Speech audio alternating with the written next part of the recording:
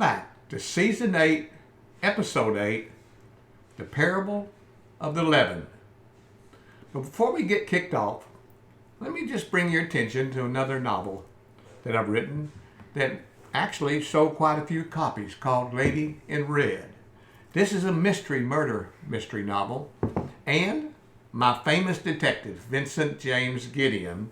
This is book 9, so I've got several books where Vincent Gideon solves the case. In this particular one, Vincent James Gideon is somehow or other is taking a sleeping drink of some sort and puts him out completely. And when he wakes up, the person he was protecting is no longer with us. Well, all I can say is it's an interesting mystery novel if you want one that is great for sitting by the fireside and reading on a very cold night. But let's get on with our story now. The Parable of the Leaven. Matthew 13 verses 33 and Luke 13 verses 20-21. Howdy everyone. It's your good old buddy here, Sidney St. James, back again with another episode of heartwarming tales from our beloved Georgetown, Texas. And today, in this episode, we're going to talk about a story as delightful as a slice of apple pie on a warm summer evening. So, grab yourself a cold glass of iced tea, settle in, and let me take you on a little journey to a place I like to call Sweet Serenity. And that's, of course, is named after my daughter's cat, Serenity.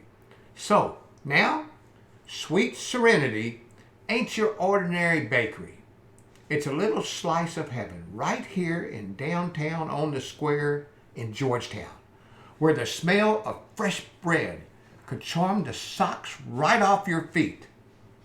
In this bustling haven of goodness, we had a young baker. Her name was Sophia. Now, let me tell you, Sophia could bake a loaf of bread that will make you think angels had a hand in it. Really? Well, one fine day, Sophia was rummaging through an old recipe book of hers, the kind that's been passed down through generations, with more history than the Alamo. Well, she stumbled upon a family secret, a recipe for bread that could very well have been made from heaven. Curiosity twinkled in her eyes like the stars over Texas on a clear night. And as she mixed the dough, adding just a smidge of yeast, Sophia couldn't help but ponder the parable of the leaven. It's amazing, she mused, how something so small can transform the whole batch.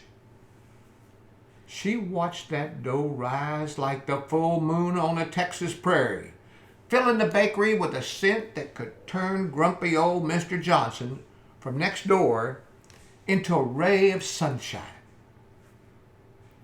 Word about Sophia's bread spread quicker than gossip in a beauty salon. Folks came from miles and miles around, drawn by the enchanting aroma wafting through the streets of Georgetown.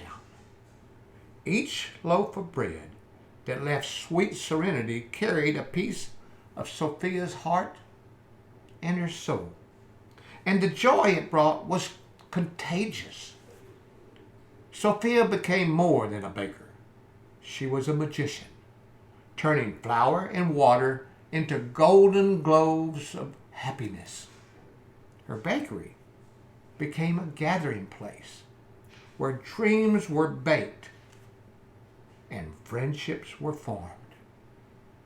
It was like a beehive of creativity, buzzing with new ideas and inspiration. Now, this young baker's journey was living the testament to the parable of the leaven. Just like that tiny bit of yeast worked through the dough, her passion, her creativity spread through the entire community, touching hearts and igniting spirits. Before long, Sophia's bakery turned into a school of sorts, with aspiring bakers flocking to learn from the master herself. She taught them that baking wasn't just about following the recipe. It was about pouring your soul into every single creation. So, my dear friends, as we wrap up this episode, let's take a leaf out of Sophia's book. Whether it's baking bread or painting a masterpiece, let's remember that even the smallest of our talents can have the most mightiest big impact. It's the little things, like yeast and dough, that can transform our world into the most delightful ways. This parable illustrates how a small amount of leaven, or another way to say it, a small amount of yeast, can permeate and transform a large batch of dough. What does this symbolize? This symbolizes the idea that small beginnings or actions can have a significant transformative impact.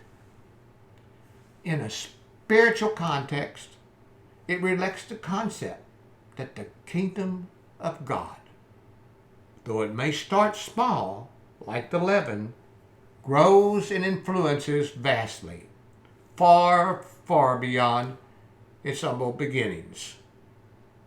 Just as leaven works quietly and invisibly within the dough, the moral influence of the kingdom of God, or the spread of good and righteous principles, often works in unseen ways. But eventually it permeates and transforms societies and individuals. This underscores the power of subtle but persistent influence enacting change. Well, gotta go. This is Sidney St. James signing off from the heart of Georgetown, Texas.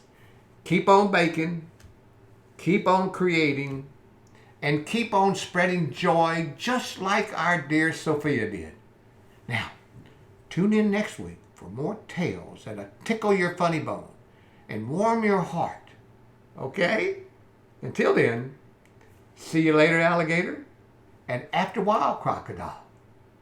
Keep your spirits high and your bread rising, and before you are on your way to further surfing, be sure to click the small bell button down at the bottom below here on my podcast and hit the subscribe to hear more great content from me, best-selling author Sidney St. James. Peace.